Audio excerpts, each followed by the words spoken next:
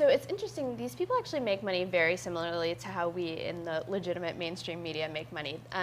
They, at least on our websites, right? So they have display advertising running on their websites, and they get a little portion of money, maybe a couple cents, for every person who visits that page. So what they want to do is create articles that are so outrageous and will really go viral and will drive a lot of people to that page, so they get the advertising money.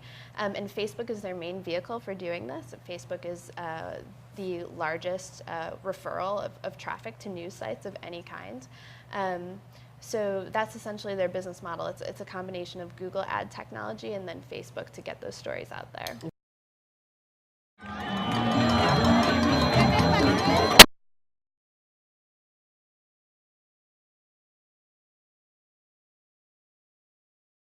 If you question the establishment, you are guilty of espionage, says corporate media. Because Russia mainstream, corporate media has launched a dangerous and slanderous campaign to label any news outlet not spewing accepted governmental narrative as professional Russian propagandists, and those unaware they'd apparently been duped by Russia, useful idiots.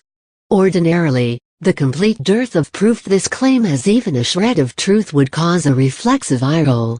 But in this case, the American exceptionalist machine behind the supposed analysis calls for FBI and Department of Justice to investigate possible violations of Espionage Act.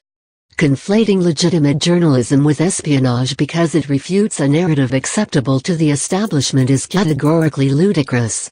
This irresponsible, criminal violation of ethics devoid of any journalistic integrity came from the Washington Post, which reported, 2 teams of independent researchers discovered the Russians were behind fake news articles to help Donald Trump win the election and undermine faith in American democracy.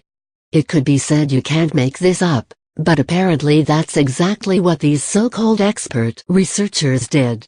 The flood of fake news this election season got support from a sophisticated Russian propaganda campaign that created and spread misleading articles online with the goal of punishing Democrat Hillary Clinton, helping Republican Donald Trump, and undermining faith in American democracy, say independent researchers who tracked the operation, the Post declared in its lead. Russia's increasingly sophisticated propaganda machinery, including thousands of botnets, teams of paid human trolls, and networks of websites and social media accounts, echoed and amplified right-wing sites across the internet as they portrayed Clinton as a criminal hiding potentially fatal health problems and preparing to hand control of the nation to a shadowy cabal of global financiers. The effort also sought to heighten the appearance of international tensions and promote fear of looming hostilities with nuclear-armed Russia.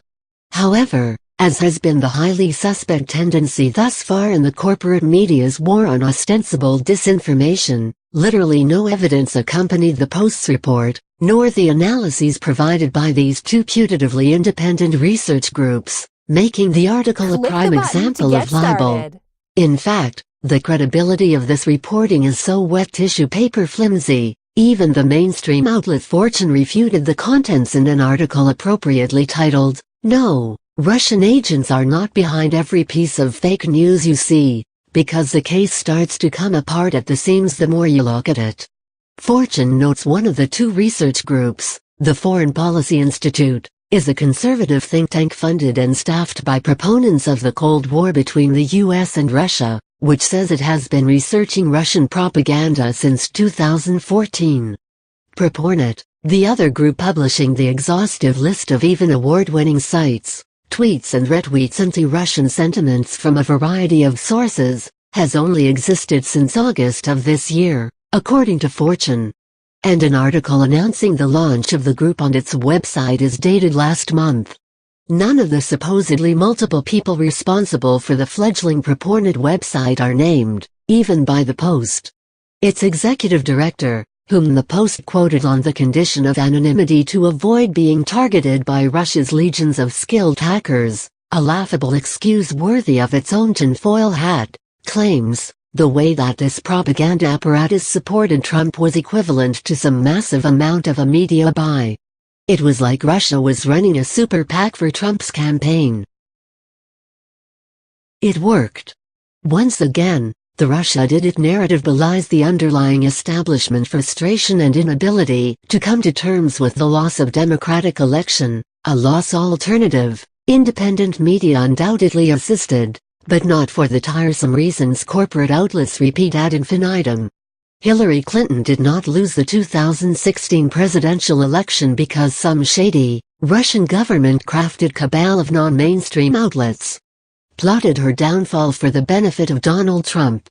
Indeed, most of the outlets listed, including the Free Thought Project, castigated both Clinton and Trump when pertinent information became available. No, Hillary Clinton lost because, even faced with as contentious a character as megalomaniacal Trump, the American populace has grown too wary of Washington politics as usual, foreign policy as usual, and corruption as usual.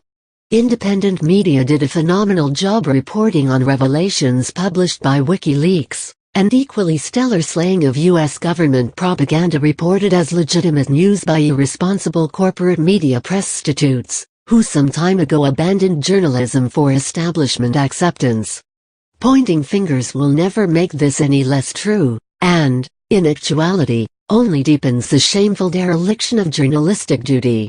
To wit, the Post's regurgitating this thinly veneered anti-Russian agenda as fact, when literally no investigation was undertaken, no one contacted the outlets on this list to offer their side, for example, is precisely the sort of fake news the establishment insists it needs to fight.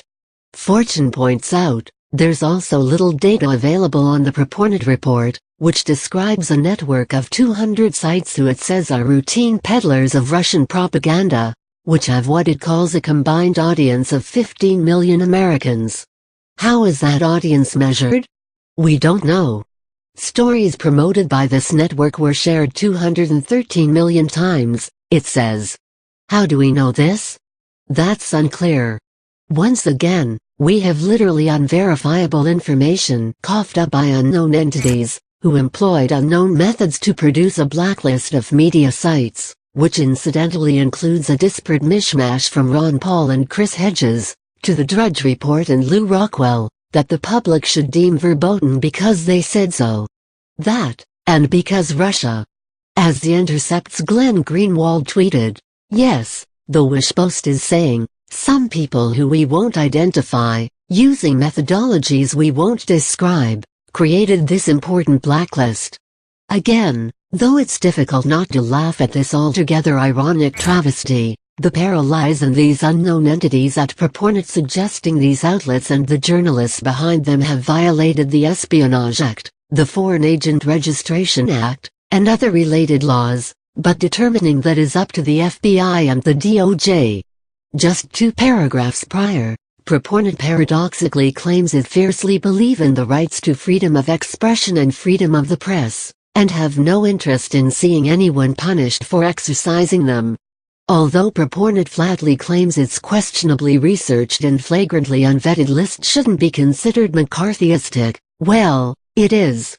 So in other words, any and everyone who is anything but a liberal drone is now a Russian plant? Zero Hedge, which also landed a spot on the everyone the establishment dislikes is a Russian agent list, asked rhetorically. McCarthy would be proud.